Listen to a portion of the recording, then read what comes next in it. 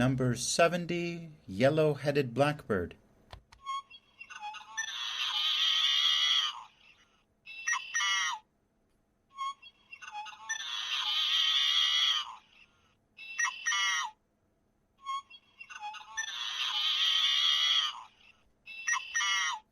Number 212, California Gnatcatcher.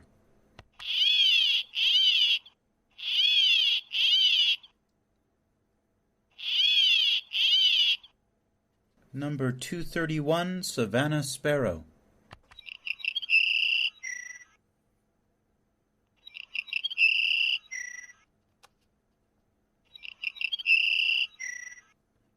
Number 234, Song Sparrow.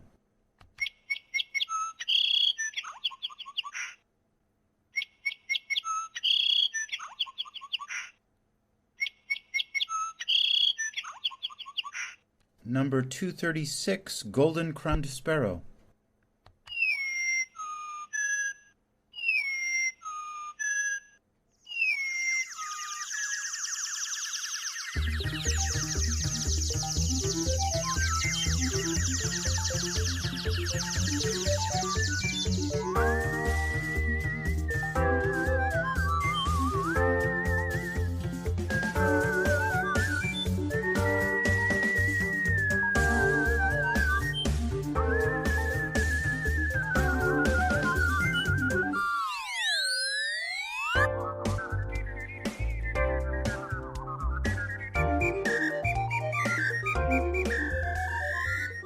Hello and welcome to the Whistling Podcast. My name is Orson Minsconcer. What you heard in the beginning was the audio from a book I received as a birthday present somewhere around 2009. The book is called Bird Songs, 250 North American Birds in Song, featuring audio from the Cornell Lab of Ornithology. A few months before receiving this remarkable gift, I started going to the Audubon Wildlife Sanctuary in the hills surrounding downtown Portland, Oregon. I thought for a while that I would become a birder, but that interest didn't last too long. If you've seen the movie The Big Year featuring Jack Black, Owen Wilson, and Steve Martin, you know how interesting birding can be. Alas, my interest in birding didn't last past buying a set of binoculars. Today's reading is about nature recordings and what came before them, before the technology was available to record things in the wild. The ones you heard are from real birds, recorded by the Cornell Lab of Ornithology. Nowadays, every person can own a recorder that can be put in their pocket and taken outdoors to record nature. I recorded those bird songs from the book with my Zoom H1N. But before field recordings could be made, humans would imitate and perform bird and other animal and natural noises before audiences. When phonograph records came around, these recordings were huge sellers. Today's article is called A Birdlike Act, Sound Recording, Nature Imitation, and Performance Whistling by Craig Ellie. He discusses the history of whistling in the late 19th and early 20th centuries. I will let the abstract explain more what it's about.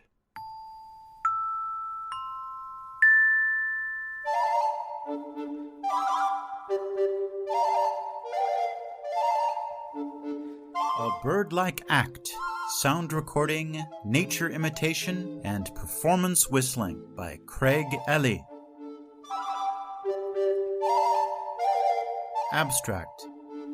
The history of recorded natural sound is often posited as beginning with the capability for humans to record actual animals in their environment, but in fact this was a departure from the widespread and quite popular practices that preceded such technological developments.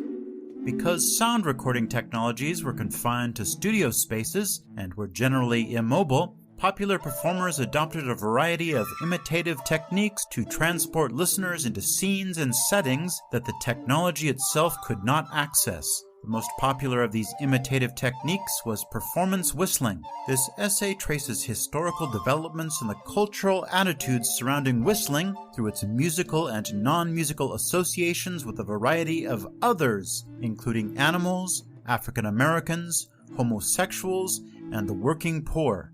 It also traces how white professional performers drew on American environmental attitudes and the rhetoric of nature and the natural as a way to distance themselves from these stereotypes and establish themselves as legitimate artists and educators. These whistling practices present a new way to hear the history of recording technologies, identity politics, and the American environmental movement.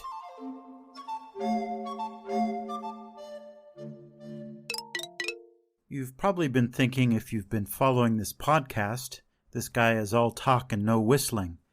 I agree with you, but I got interested in what the scholars have said about whistling over time. I thought that my previous podcast would be the last article that I read, but I stumbled upon this article while working on a podcast about an actual whistler, the person who first gave me the idea that whistling could be an art. I think the well has run dry on scholarly articles on whistling, so until something comes to my attention, I'm going to be covering artists from here on out. But before that, please indulge me in finishing this article. On with the show.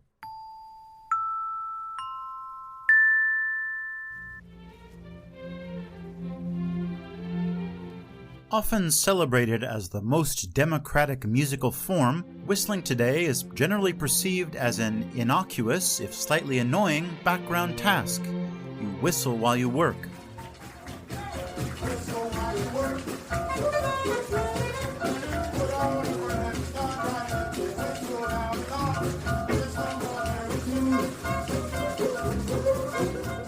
But at the height of its popularity between approximately 1890 and 1940, whistling did a significant amount of cultural work, as the act itself and the people who performed it were at the center of dramatic changes in how nature sounds were recorded, presented, and consumed in the United States. Because sound recording technologies were confined to studio spaces and generally immobile through the late 1920s, popular performers adopted a variety of imitative techniques to transport listeners into scenes and settings that the technology itself could not access. Places such as farms, forests, fields, zoos, and the Suwannee River. Among these imitative practices, whistling proved to be both remarkably popular and enduring.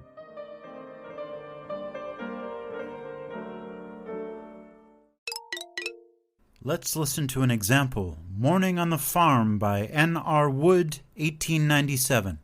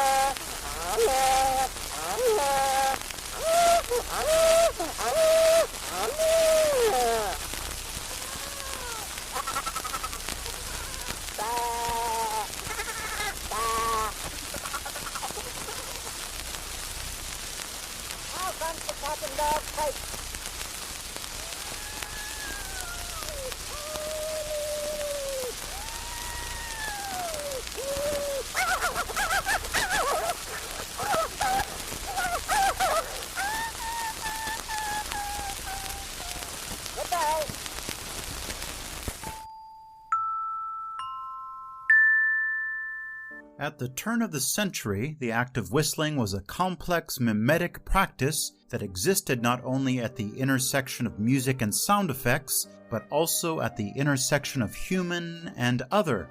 As a pseudoscience, whistling was used by bird imitators to represent encounters with the natural world, but as a mode of individual expression, whistling was more often associated with African Americans, the unintelligent, homosexuals, and the working poor.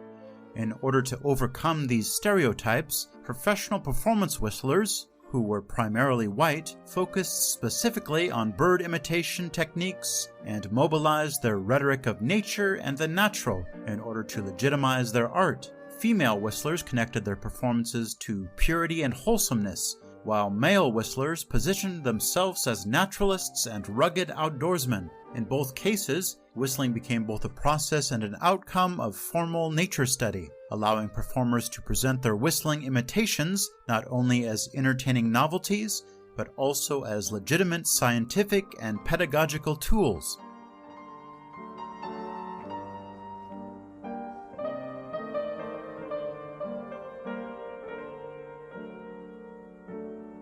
The embodied performances of bird imitation whistling critically disrupt some of the dominant narratives in the history of sound technologies, specifically the history of recording environmental sounds.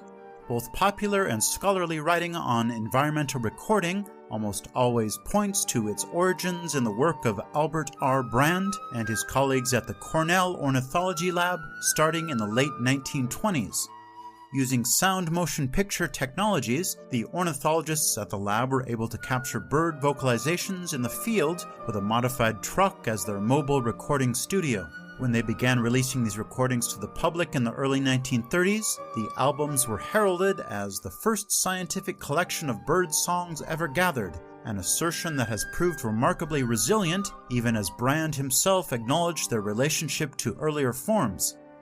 In a 1932 article, Brand proclaimed, quote, "All previous methods of interpreting birdsong, while useful in their way, were at best merely makeshifts, awaiting the time when science should have advanced sufficiently so that faithful reproductions of actual singing birds could be made."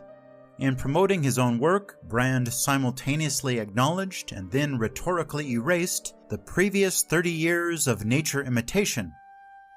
The imitations of the 1890s to the 1930s were responsible for a range of vibrant, complex, and popular sonic interpretations of the natural world that established representational practices for nature sounds in a variety of media. These techniques included the musical simulation of animal and environmental noises, as well as human acts of whistling, grunting, singing,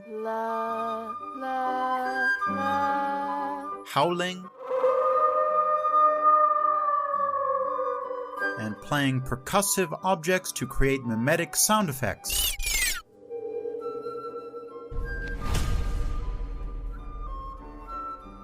It might seem obvious to us now that recorded natural sounds would contain the faithful reproductions of actual singing birds, but in fact this was a departure from the widespread practices that preceded such technological developments.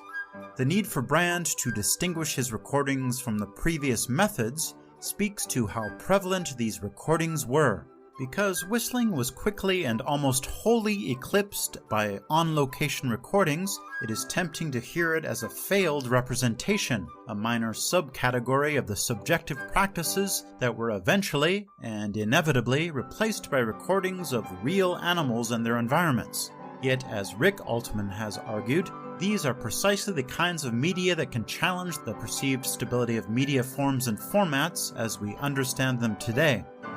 In this case, the history of whistling exposes the historical malleability of categories such as music, sound effects, and field recordings. But even more importantly, the fact that the earliest nature recordings came from human mouths points to the fact that environmental recording practices are always imitations, and their meaning is only made within historically specific representational systems.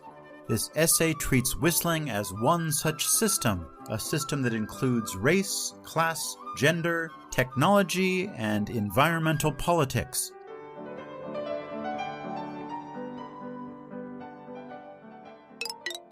I would like to give a warning about the next section. American society has been and is still full of racism, sexism, homophobia, and many other fears. The author talks about so-called coon songs, and it was my decision to include some musical examples, because despite being horrible stereotypes and containing unacceptable language, they are a part of our history.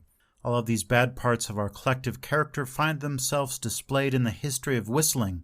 These recordings were the most popular recordings of their day. They were the soundtrack of American life that legitimized segregation and even racial violence and perpetuated negative stereotypes. Recently, some states have been trying to downplay the role of slavery and racism in our society. Even when these things have been discussed in history classes not trying to deny them, they are not usually given the proper treatment, and it was not until university that I myself learned more of the story.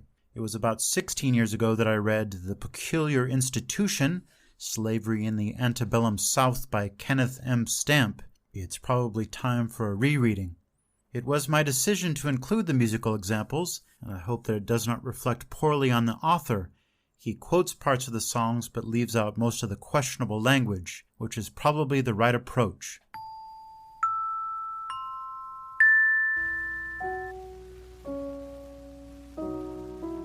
Hearing hoodlums. Whistling exists at the center of what scholars have identified as two dominant characteristics of auditory culture and sound reproduction technologies in the United States: inscription and imitation. As a technology of inscription, the phonograph, quote, challenged the visual habits of musical practice, unquote, by displacing the printed score and the physical presence of the performer. According to Lisa Gittleman, these textual displacements were connected to the displaced visuality of racial identity in America, where voice alone could now serve as a marker for blackness, regardless of the race of the performer. Susan A. Glenn, in her analysis of female comedic imitation, identifies the early 1900s as the mimetic moment in American culture when wider discussions were taking place among social scientists, psychiatrists, and cultural critics about the psychological, social, and aesthetic meanings of imitation. Crucial to these discussions was the relationship between imitation, gender, and phonographic reproduction. Imitation was often associated with hysterical women, as well as the undeveloped child, the parrot, the idiot, and other so-called primitives. Whistlers were able to successfully navigate these issues of identity and taste based largely on two factors. The first is the peculiar physical qualities of whistling itself. Though whistling is an embodied act, it is difficult to sonically locate, both individually and stereotypically. Unlike playing an instrument, live whistling happens in the lips, teeth, and throat, with very little visible movement. And unlike the voice, whistling is hard to pin to a specific race or gender, allowing for an incredible amount of fluidity between the actual identity of the performer's imagined identity to the audience, and the narrative identity suggested by the song or recording. These issues were complicated further in recordings of whistlers. Though the phonograph already inherently disrupted the traditional visual markers of musical performance such as race, whistling allowed performers to transgress species boundaries as well. This was especially true in the context of coon songs, a popular musical style that emerged from the tradition of blackface minstrelsy. In these performances, white male whistlers would imitate birds and other animals as well as African Americans, and often did both in the context of a single song.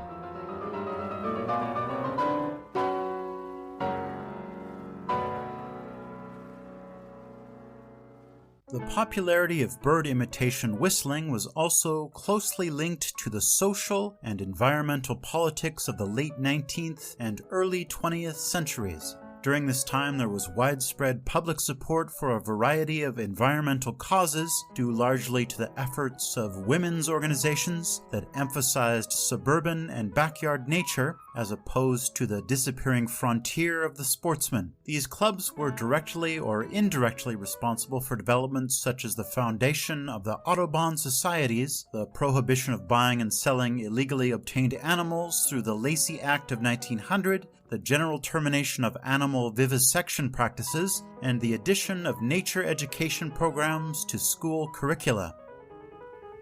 These well-documented successes were supplemented by a historically forgotten soundtrack provided largely by performance whistlers. Many women's societies championed the use of imitation whistling either through direct participation or by promoting its development. For female whistlers, the art of bird imitation was a critical component of cultural and political life. In the late 1800s, whistling as a form of expression was heard as the music of the lower classes and labeled a threat to musical taste as well as personal safety. In 1890, the editors of the Musical Times noted that while whistling has come greatly into vogue, those who perform it should be understood alongside the misguided musicians of the Jew's harp, banjo, and coffee can, who were ignorant to the rudiments of the art. A decade later, public opinion had turned even more hostile, as some residents of St. Louis argued before the local Board of Health that whistling should be banned from streetcars. Their rationale was based on the observation that the eruption of a kind of music popularized by vaudeville and classed under the generic name of coon songs was so distinctly exasperating when rendered a cappella by the whistling hoodlum as to excite homicidal impulses in the breasts of normally peaceful and patient citizens. The use of the word hoodlum itself already suggested the fraught racial and class violence associated with whistlers. The connection between whistling, race, class, and violence was not a difficult imaginative leap in 1900. Just over a year earlier, the popular recording artist George W. Johnson, an African-American known as the Whistling Coon, was at the center of a highly sensational and nationally publicized trial over the death of his common-law wife.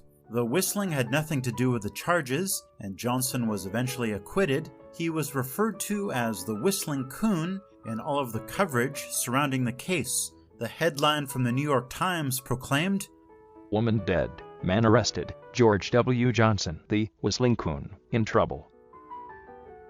Coon songs, which developed out of blackface minstrelsy traditions, were one of the most popular musical forms in the United States between 1880 and 1910. According to Gittleman, by commodifying a specific image of blackness, minstrelsy reinforced racial boundaries by denigrating black Americans, yet it also transgressed those boundaries for pleasure and profit. When the coon song moved from the stage to the recording studio in the 1890s, these racial boundaries became even easier to transgress. Performance minstrelsy was primarily visual, as both white and black performers covered their faces in burnt cork. But precisely as live minstrel shows were falling out of fashion, recorded coon songs took their place, allowing black and white performances of blackness to exist without the physical and visual presence of bodies. Though almost totally overlooked in scholarship on coon songs, virtuosic whistling was a nearly universal attribute of the coon stereotype, both in popular culture and in actual racial stereotyping as it was practiced in everyday life. It is not a coincidence that when blackface performer Al Jolson uttered arguably the most famous line in cinema history, "You ain't heard nothing yet. Wait a minute, I tell you, you ain't heard nothing." It came only moments before, In the third chorus, I whistle. An example of this commonplace whistling stereotyping can be seen in a 1903 article in the Metronome where the author observed, "A stranger visiting Charleston, South Carolina, would be surprised to hear the whistling done by our Negroes. They can go to the theater one night and hear a new piece of music. Then the very next morning they have gotten it down to perfection, and can whistle it as if they had known it for a month or two. These people are always, apparently, in the best of humor." Here, whistling is seen practically as an inherent trait, though the writer's admiration is couched in the coon's stereotype, carefree, simple, and always in the best of humor. The stereotype of the happy whistler can be clearly heard in the most popular song of the 1890s, George W. Johnson's The Whistling Coon.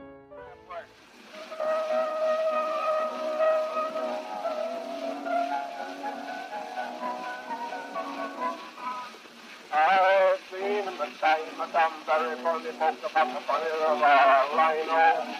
The fellas in the city was well, all these blackers and the black road. You'll be talking to your child, but you never get the word. Very funny for your old fool. The knock me stop it, Johnny Monk. But the rapping way they do.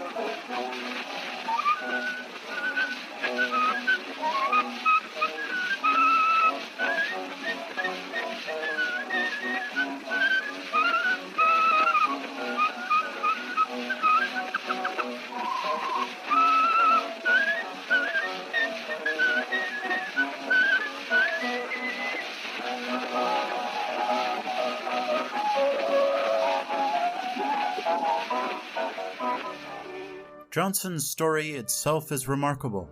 In 1890, he was discovered by Victor H. Emerson of the New Jersey Phonograph Company while whistling on the street by the Hudson River Ferry. 5 years later, he would be the best-selling recording artist in the United States. Johnson originally received 20 cents for each recording he made of The Whistling Coon, but as the song became a hit, he went on to record versions for every record company that would have him. According to some figures, he was routinely making between $10 and $100 per week, and may have done as many as 80 full-day recording sessions a year for 3.5 years. While Johnson is rightly celebrated as a pioneering black musician, historian Tim Brooks notes the inherent irony in the fact that his success was based on performing songs that mocked African Americans. As Brooks coldly observes, the novelty of a black man mimicking himself, quote, would always bring a shower of nickels from the white folks, unquote. The Whistling Coon is a representative example of the deep ironies and inherent contradictions at the heart of how Whistling Coon songs were composed and understood. Listening to an extant recording of The Whistling Coon, done for Edison Records and widely available online, one can hear a distant, thin-sounding piano providing the sole accompaniment to Johnson's narrative, which is told in the first person. He begins, "Oh, I've seen in my time some funny folks, but the funniest of all I know is a colored individual as sure as you're alive, as black as any black crow." This individual is the titular Whistling Coon, who is later described as being mute, either by choice or by birth, in the lead-up to the chorus. "Oh, I never heard him talk to anybody in his life, but he's happy when he whistles his tune." The subsequent chorus is instrumental, with a melodic whistling solo performed by Johnson. In the logic of the song's verses, Johnson is simply a friend or even casual observer of the Whistling Coon, able to identify and describe him through his exaggerated physical traits and aloof behavior. But in the chorus, as Johnson takes up the man's presumed whistling song in imitation, he becomes a Whistling Coon himself, a nickname he would be saddled with for the rest of his life. Nearly every Whistling Coon song was structured in this way, using a first-person narrator to relate a story of a man, or in rare cases a woman, who despite all of his or her other faults, managed to whistle beautifully, memorably, and often uncontrollably. In the logic of these songs, whistling talent and general musical ability are at least as important as the racist visual markers assigned to the characters. For example, in Dan W. Quinn's recording of Whistling Rufus, Rufus is described as a one-man band, a great musician of high position, despite having a head like a big crazy hammer and a mouth like a terrible scar. Rufus traveled to perform at parties, and when he was through with the wine and chicken, he played and he whistled so grand.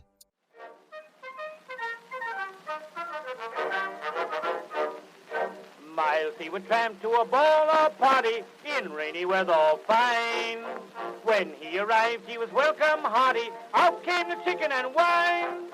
When he was through with the wine and chicken, he'd play and whistle so grand. You'd think that the angels and harps was picking, and they call him the one-man band. Don't make no blunder, you couldn't lose him. A perfect wonder, they had to choose him. A great musician of high position was Whistling Rufus, the one-man band.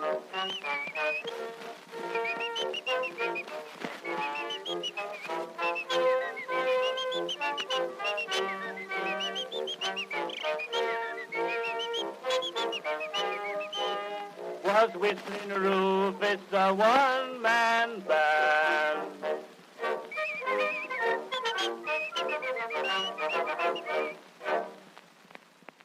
Throughout the song, the instrumentation accompanying Quinn's singing remains primarily in the background and never explicitly denotes a direct imitation of Rufus's grand playing, but Quinn's brief whistling solo at the end of the song does just that.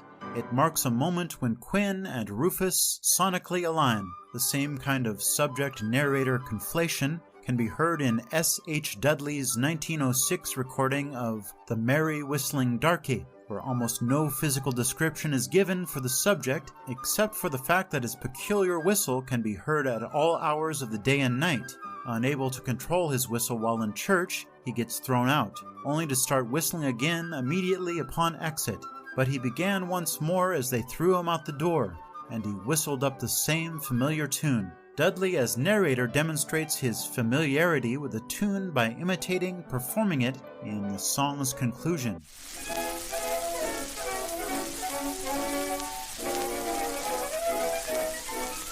Oh, I know a little nigger who would whistle in this way. Oh, you're bound to hear him coming round the corner every day. He'd whistle night and day in his own peculiar way. Indeed, he was as happy as a loon, and it made him feel so proud when he'd whistle out so loud. And this was his old familiar tune.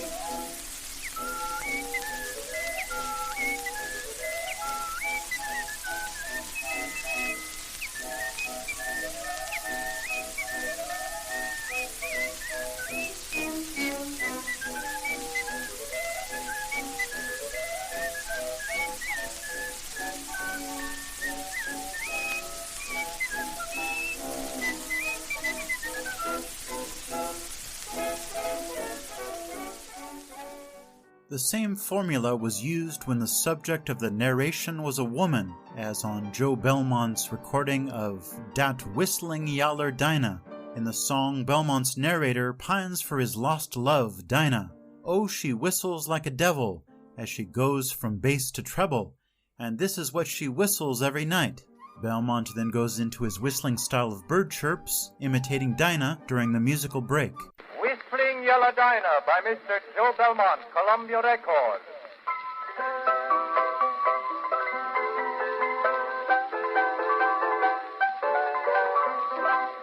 I's a coon from Carolina, and I love a girl named Dinah, but that girl she's never still from morn till night. I can tantalize that nigger and embrace her very figure, but her lips are at a premium out of sight. Oh, she whistles like the devil as she goes from bass to treble, and this is what she whistles every night.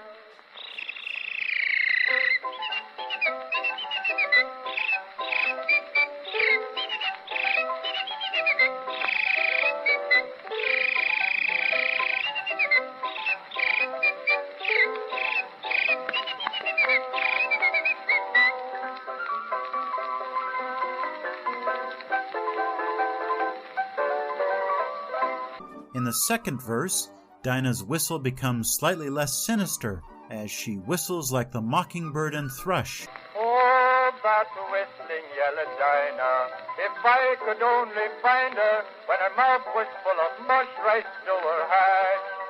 For I'd try my best to kiss it, Lord knows I couldn't miss it, for her lips are like two levers through a slash. But I tantalize that nigger, and I press the very figure, while she whistles like the mockingbird and thrush.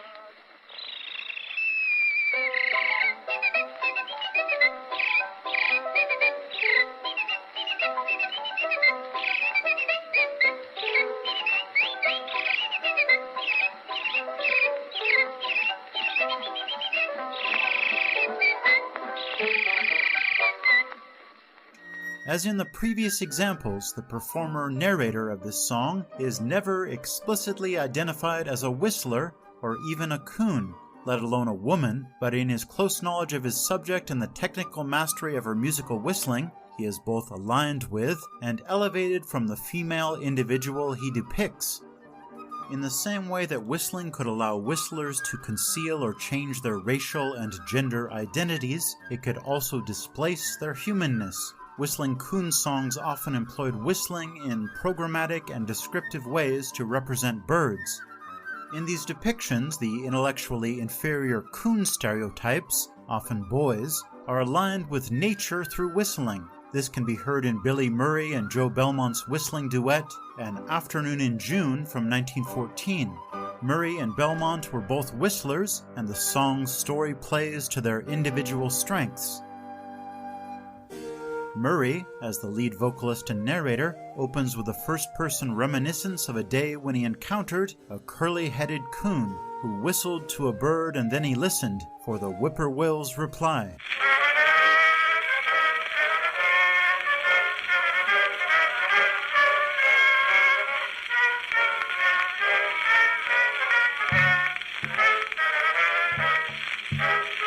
While strolling out one afternoon in June, birds were singing everywhere. I met the curly-headed little coon with legs and the brown feet bare. He whistled to a bird and then he listened to the whippoorwill's refrain.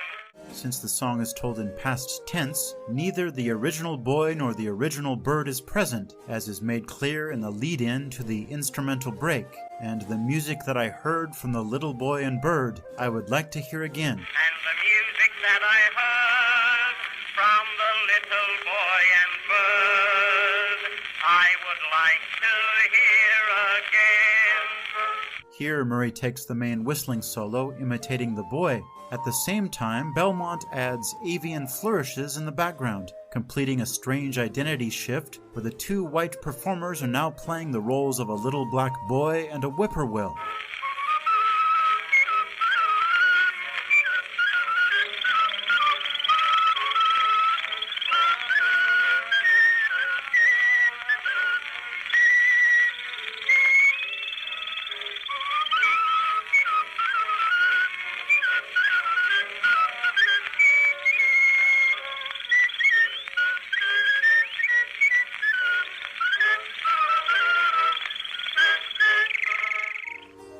Of course, within the 2-minute recording time of a cylinder, the men soon find themselves back in their more traditional roles as narrator and accompanist. The serenade that afternoon in June came from woodland, vale, and hill. The wild birds answered when they heard the tune, with warbling chirps and thrill. The birds that crow and catbird came to listen, with friends from o'er the plain. For the darkies' melodies please the birds the same as me, singing sweetly this refrain.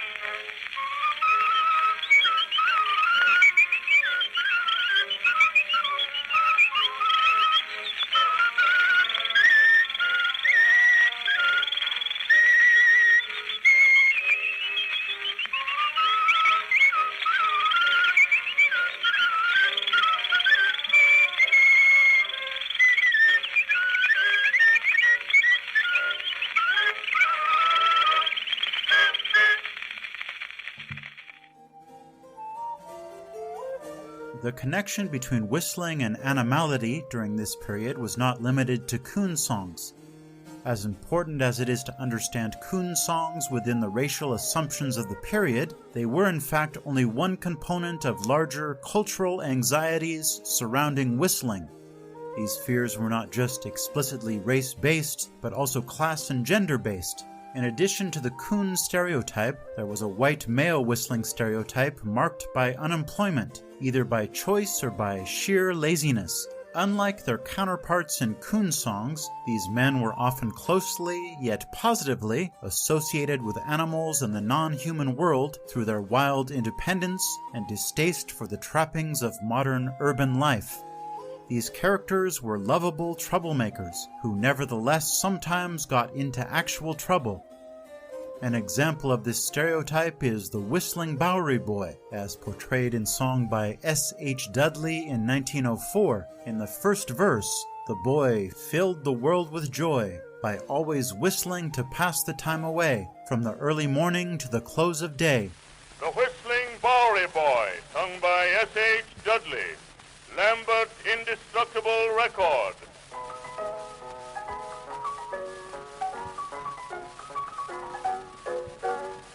On the Bowery there's a whistling boy, bright and gay he fills the world with joy. always whistling to while the time away. From the early morning to the close of day, whistles all the questions that he has to say in this simple, easy-going way.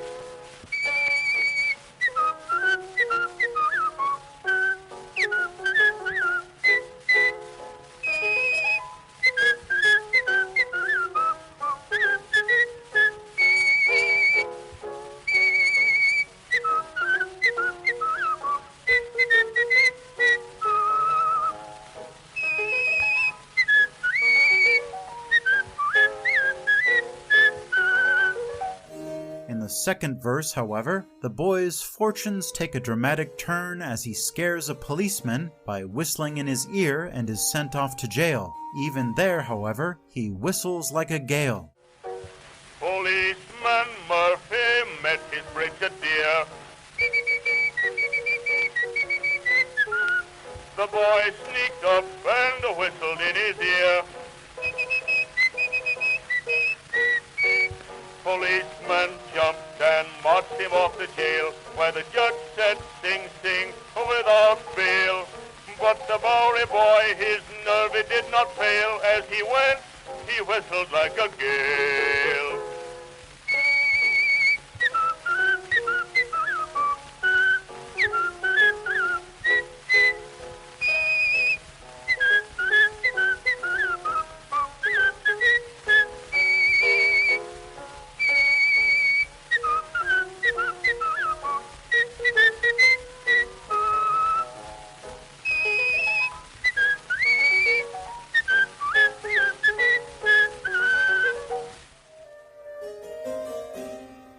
The general sentiment that whistlers were unproductive members of society was still being expressed into the 1930s. Professor Charles Gray Shaw told the New York Times in 1931, "Whistling is an unmistakable sign of the It's only the inferior and maladjusted individual who ever seeks emotional relief in such a bird-like act as that of whistling."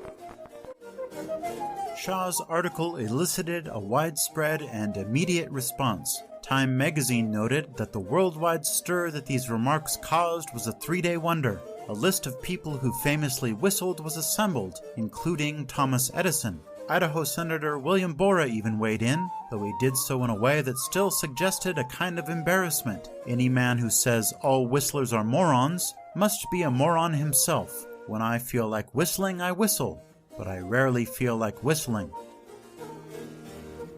These dominant cultural attitudes, which portrayed whistling as alternately boring or dangerous, forced professional whistlers to redefine and reimagine whistling in order to maintain successful careers in the 1910s, 1920s, and 1930s.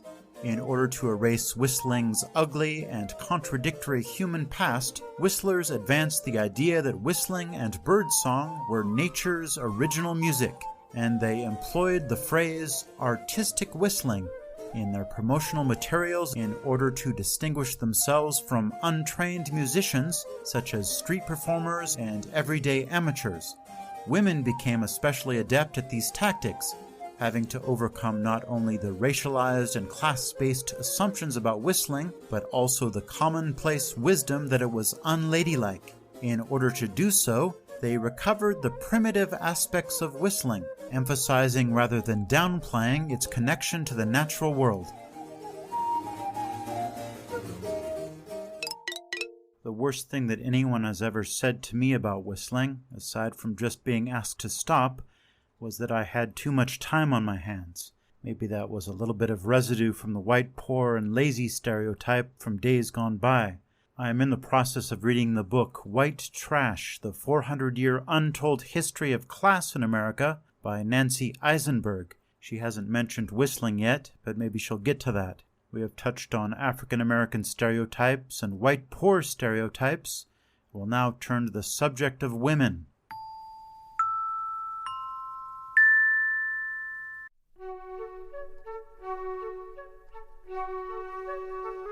A Whistling Girl and a Crowing Hen.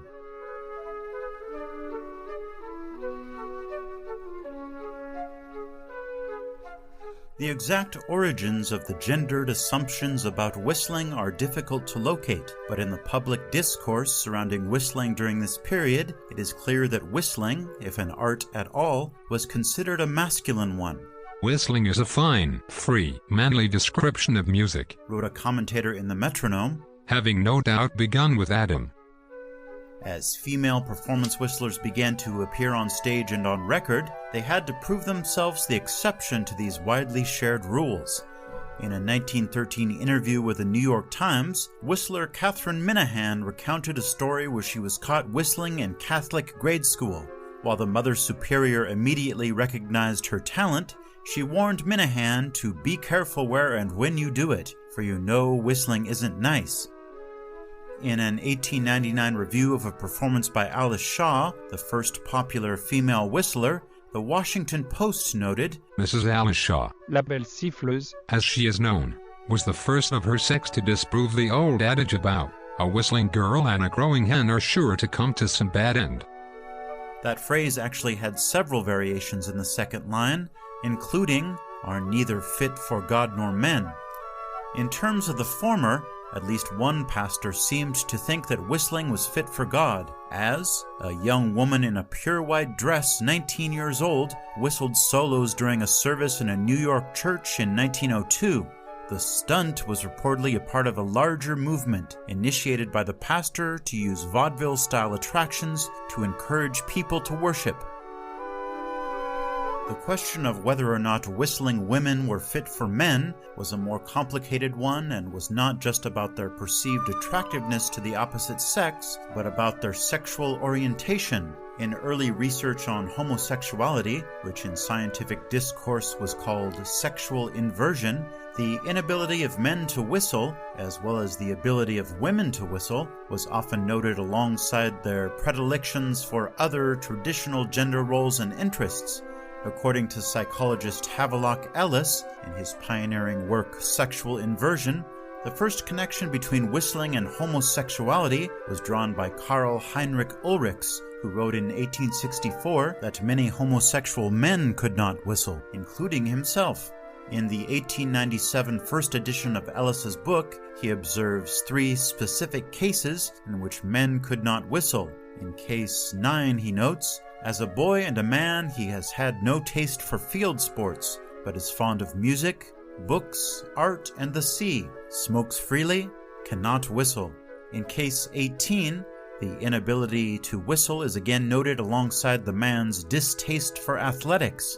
He avoided games and the noisy occupations of boys, but was only non-masculine in his indifference to sport, was never feminine in dress or habit. He never succeeded in his attempts to whistle. In case 19, whistling is grouped not with behavior preferences, but in a short paragraph on biological development. The sexual organs have never been fully developed, and the testicles, though large, are of flabby consistence. He cannot whistle. He thinks he ought to have been a woman.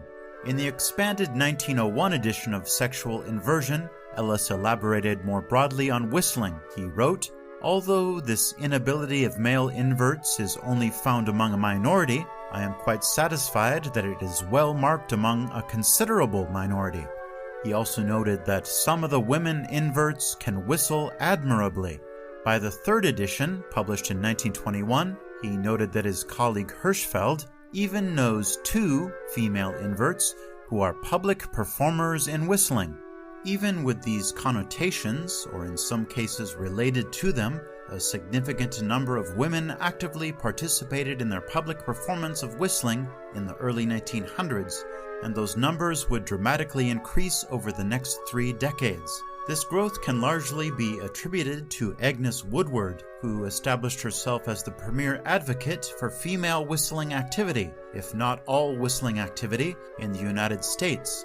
In the late 1890s, she put together an all-women's group called the Agnes Woodward Whistling Chorus, which she took on tour in a yellow school bus. In 1902, Woodward moved to California, where she started a small ensemble, the Whistling Trio, a mix of men and women including Hazel Bryson and A. Ray Condit.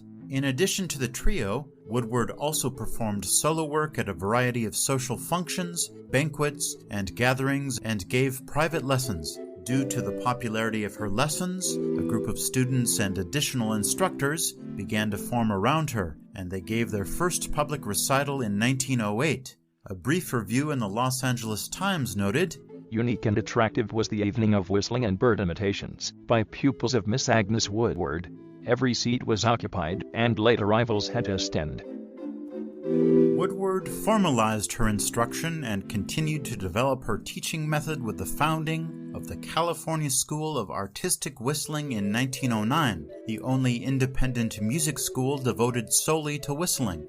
As whistling grew in popularity, though, it was also taught in at least some larger music programs. Leslie C. Goff taught whistling at the Chicago Musical Seminary, for example. Reflecting on the experience a decade after founding it, Woodward said that the undertaking was discouraged by everyone, and it would take until 1924 for the school to be included in the Los Angeles Music Federation. While at least one man was affiliated with the school, a concert performer named Homer Mendenhall, Woodward's students appear to have been almost entirely women. At the school, Woodward utilized what she described as the bird chirp technique, which included chirps, trills, spiral, as well as dipped yodels, and songs associated with specific birds such as the bobwhite and the eastern quail. Woodward and her pupils drew on images and associations with actual birds as a way to continuously reassert their femininity in light of the prevailing attitudes about whistling, something the unmarried Woodward seemed to be acutely aware of. Where the whistling stereotypes of the coon and the unemployed white male drew on connections with animals in order to suggest primitivity or a lack of industriousness, the female whistlers of Woodward's school invoked the images of birds and primitive nature in order to suggest natural purity and beauty. In the foreword of her 1923 textbook, Whistling as an Art, Woodward notes, "At one time whistling was considered unattractive and even unbecoming in a young woman. Of late years, however, the potentialities of the human whistle have become most apparent. In explicating these potentialities, Woodward invokes a mix of artistic merit and pseudo-scientific knowledge, a recipe that would become a template for how female whistlers promoted themselves."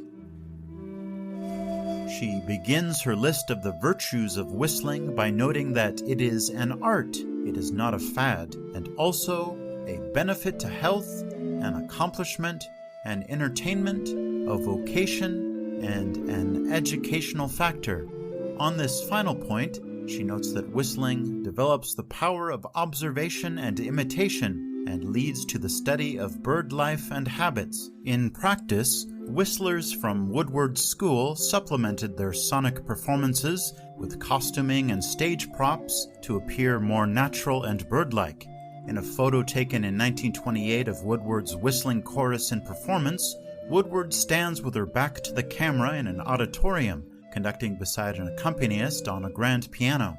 The performers, all female, wear dresses and stand in 3 tiered rows. At the front of the stage and in the foreground of the shot is an abundance of plant life. Ferns, moss, and potted plants spill out from under the piano and out of the frame, with twigs and branches placed around the stage's perimeter. Occasionally, Woodward would employ actual costumes, such as in her baby quartet of whistlers, young girls who would perform dressed as little birds. Women whistlers also aligned themselves closely with birds and pristine nature in their marketing materials. Frances Seller's promotional booklet involved a detailed description of her birth and upbringing in rural Indiana. Picture a log cabin. Across the mud road stands a virgin forest. A little girl was born in this primitive dwelling. She would wander in the woodland and sit for hours watching the birds. Soon she learned to imitate the calls of her feathered flock. Woodward herself, in interviews, often said that she spent significant periods of time in the field researching bird songs. However, female whistlers were rarely aligned with intensive outdoor field work, which would have been considered masculine and instead rhetorically transformed into birds themselves. Florence Alexander Steunenberg billed herself on the Chautauqua circuit as Omaha's Bird Lady, while Agnes Woodward's star pupil, the young Margaret McKee, was often billed as the California Songbird. When McKee and Woodward left California for the Chautauqua circuit in 1914, with McKee still 3 years away from graduating high school, the Los Angeles Times opened by noting, "Southern California has numerous mockingbirds, some in feathers and some in velvet gown." McKee's promotional brochure included a quote from famed soprano Ellen Beach Yaw, who proclaimed, "Margaret McKee is a veritable bird." McKee's programs blended the artistic and imitative sides of whistling that Woodward championed, as is evident in programs she performed between 1914 and 1916. A show that she headlined in Pasadena featured her sister, Leah, doing readings and impressions, Lillian Mellick playing the harp, and Catherine Lennox accompanying Margaret's whistling on piano. Part 1 of the program begins with a harp solo, followed by Leah's interpretations of 2 short stories. Then McKee performs Woodland Songsters, a song composed by Carl Michael Zehrer that was a staple of the era's whistling repertoire and was recorded the previous year by Joe Belmont for Victor Records with a full orchestral backing. In this version, McKee performs solo, blending the calls of the birds with the melody, which, according to the program, slips like the silken thread of a string of jeweled beads. The second half of the program is McKee's showcase, as she opens and closes the act. First, she performs a piece by Mendelssohn and selections from Donizetti's Lucia del Lammermoor, and the evening closes with her rendition of The Mockingbird, another common whistling number written by Septimus Winner. The song is largely a melodic one based on the titular bird, though most interpretations, including McKee's, were filled with artistic and imitative flourishes. Among many others, George W. Johnson recorded a version in 1896. McKee recorded the song for Victor in 1920, one of over 35 recordings she did between 1920 and 1928. Beyond performing live and recording, whistlers from Woodward's school also found work in radio and the developing motion picture industry by providing bird sound effects. Several of Woodward's students appear to have done work for Disney as well as MGM Films, though they went largely uncredited. Among these was Marie D. Jeanneret, who continued to teach classes in Pasadena after Woodward passed away in 1939. But perhaps the most widely heard of Woodward's pupils was Marian Darlington. She provided bird sounds, though was also uncredited, in Cinderella, Bambi, Pinocchio, and Snow White, where she performed the whistling in Whistle While You Work. The success of Woodward's school, and female whistlers in general, was not based solely on self-promotion and sheer talent. It was also deeply connected to a broader network of women during this time who were committed to social causes and animal rights. Within the Los Angeles area, Woodward was a member of several women's clubs, including the Soroptimist Club, a group specifically dedicated to women's causes. Iterations of her whistling chorus often performed at the group's meetings, and she was awarded the organization's Song Prize in 1924. She was also active at the YWCA, where again she or her affiliated whistlers would provide entertainment at meetings or events. This kind of work, as well as that of her students, was often noted in the Los Angeles Times of Interest to Women section. Besides this general kind of engagement, Woodward was an outspoken supporter of animal rights. She was involved in the Anti-Vivisection Society, as well as the Society for the Prevention of Cruelty to Animals.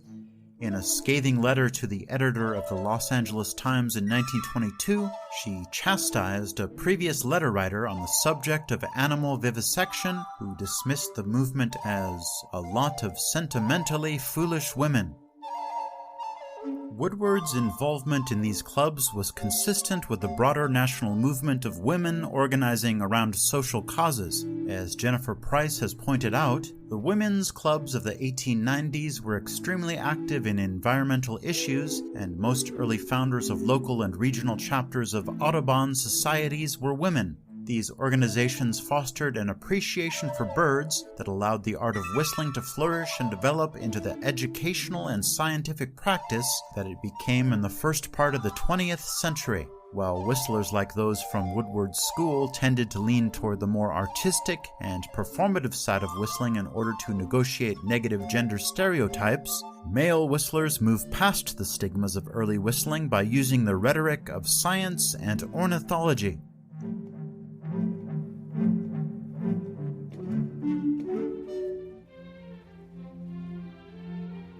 Naming the birds without the gun. Charles Kellogg's career is representative of a turning point in the way that male whistlers presented themselves to the public following the decline of coon songs in 1910.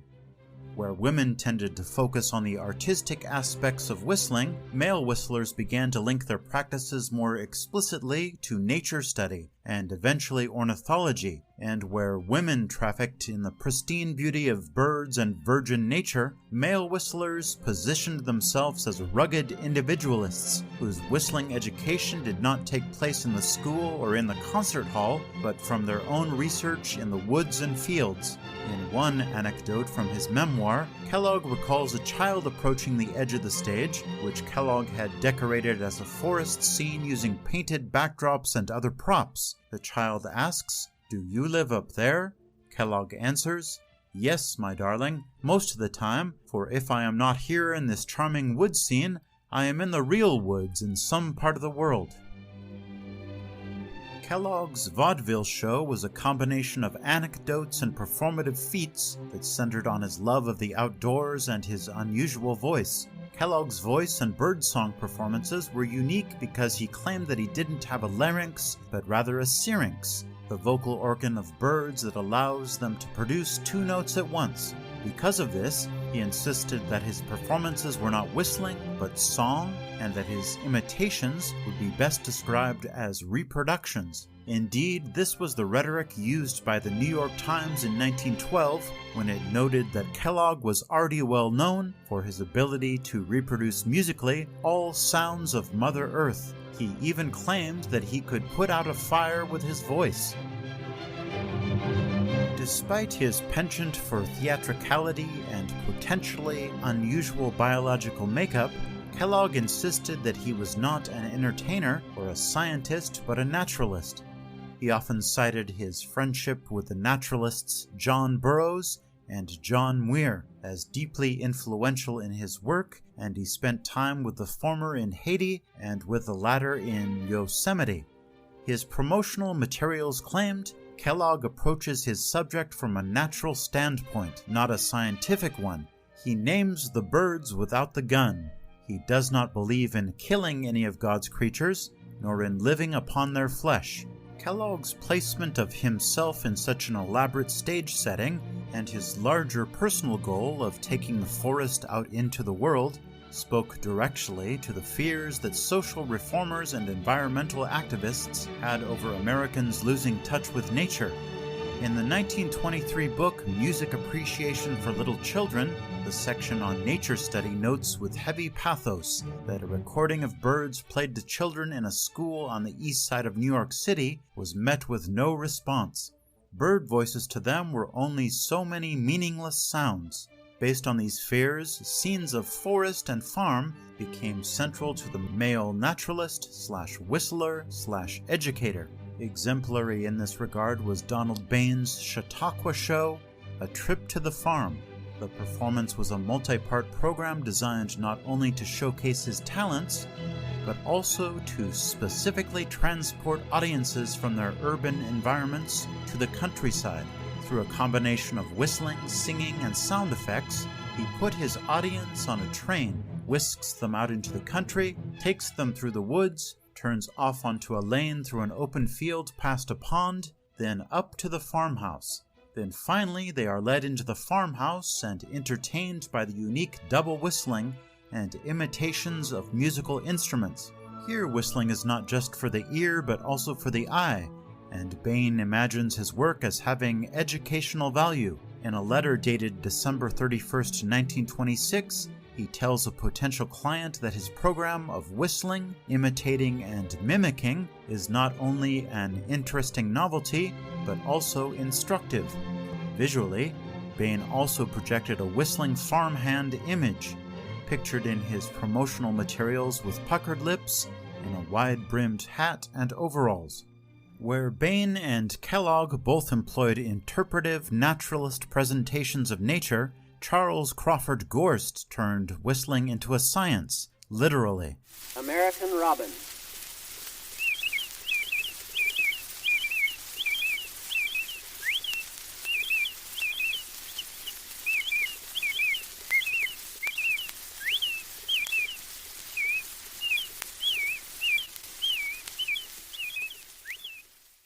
Killdeer.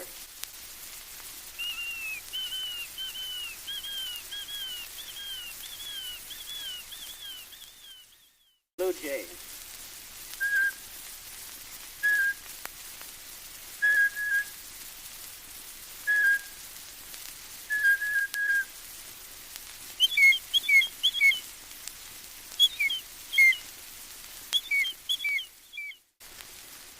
Mockingbird.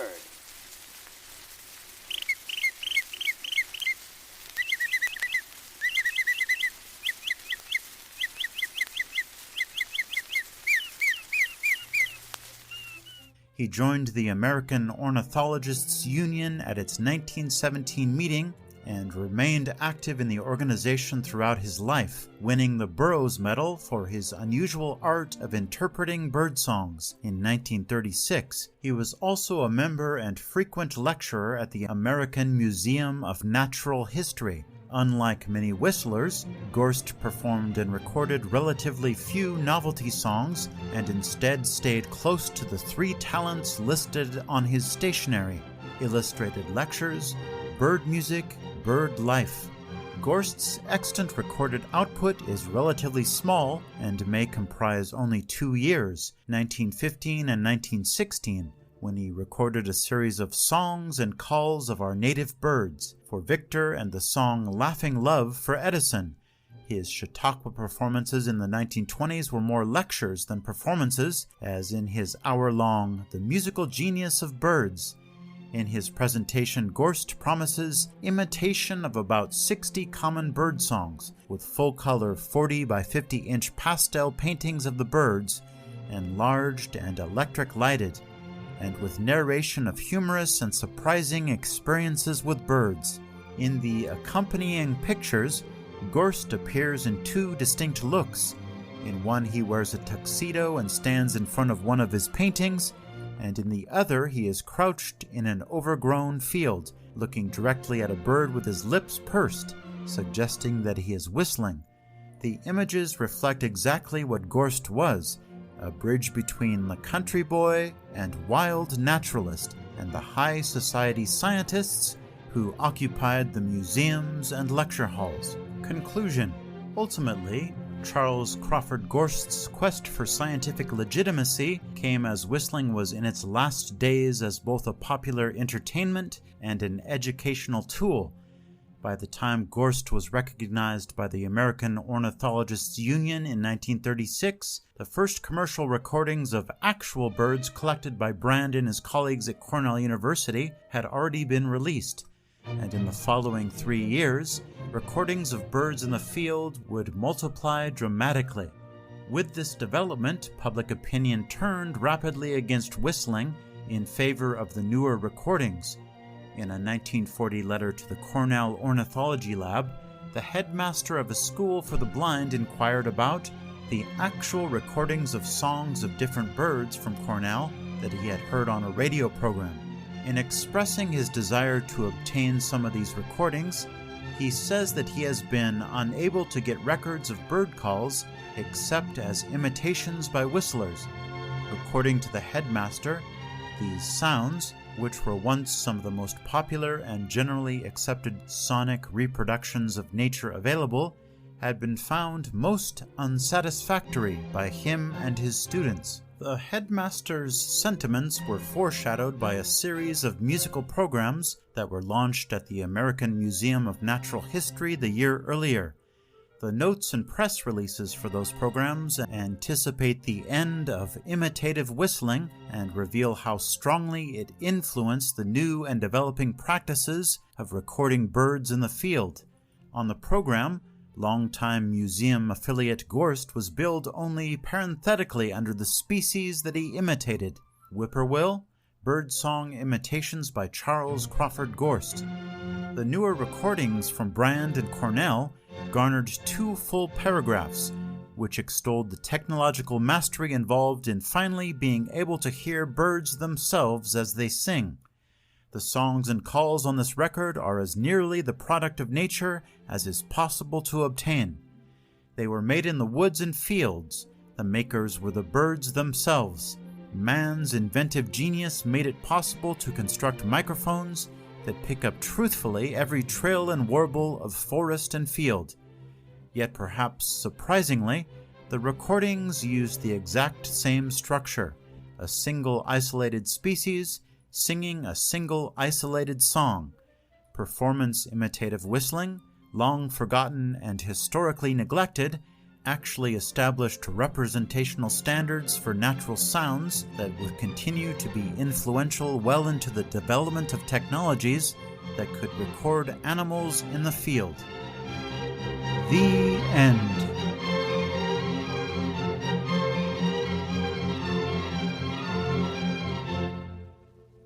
About the author. Craig Ellie is currently a postdoctoral fellow at the Institute of Arts and Humanities at Penn State University. He is currently working on a book manuscript that examines the role of recorded sound technologies in the history of natural history.